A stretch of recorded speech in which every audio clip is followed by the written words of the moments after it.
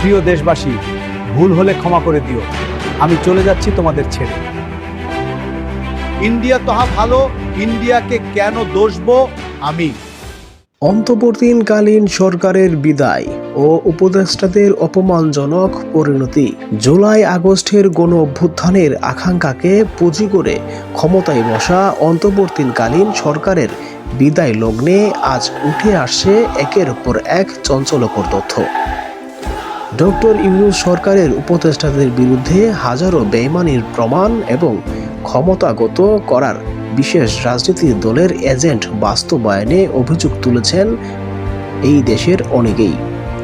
আজ আমরা দেখব কিভাবে একটা সময়ের দাপটে উপদেষ্টারা আজ জনজুয়ার আর অবহেলার শিকার হচ্ছেন। সংসদ ভবনে নতুন এমপিদের শপথ অনুষ্ঠান চলতেছিল, কিন্তু সেখানে এক করুণ দৃশ্যের অবতারণ দেখা গেল।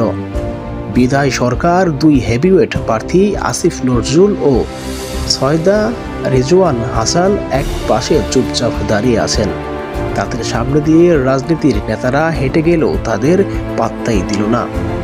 এমনকি সাবেক পররাষ্ট্র উপদেষ্টা তৌহিদ হোসেন ভিড়ের মধ্যে পুলিশের একজন সাধারণ এসআই ধাক্কা দিয়ে চলে যান।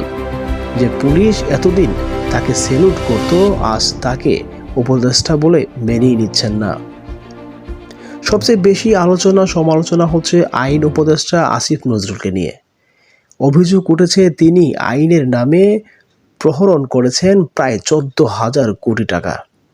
সামাজিক যোগাযোগের মাধ্যমে দাবি করা হচ্ছে এই টাকা কেশিয়ার ছিলেন তার স্ত্রী শিলা আহমেদ।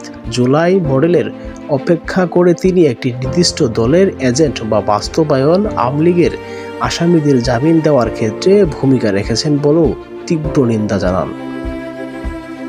পরিবেশ উপদেষ্টা সৈয়দ রেজওয়ানা হাসান যখন হর্ন বন্ধ করা, সেন্ট মার্টিন পর্যটক নিষিদ্ধ করার মতো সস্তা ইস্যু নিয়ে ব্যস্ত ছিলেন, তখন সাধারণ মানুষের দ্রব্যমূল্যের ঊর্ধ্বগতি এক চরম।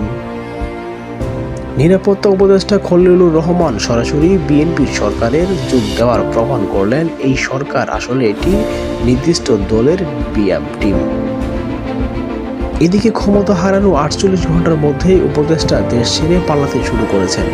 ডাক যোগাযোগ উপদেষ্টা ফয়জ আহমেদ তৈয়ব বর্তমানে নেদারল্যান্ড এবং আন্তর্জাতিক বিষয়ক উপদেষ্টা লুৎফর সিদ্দিকে দেশ ছেড়েছেন বলে অনেক খবর পাওয়া গেছে।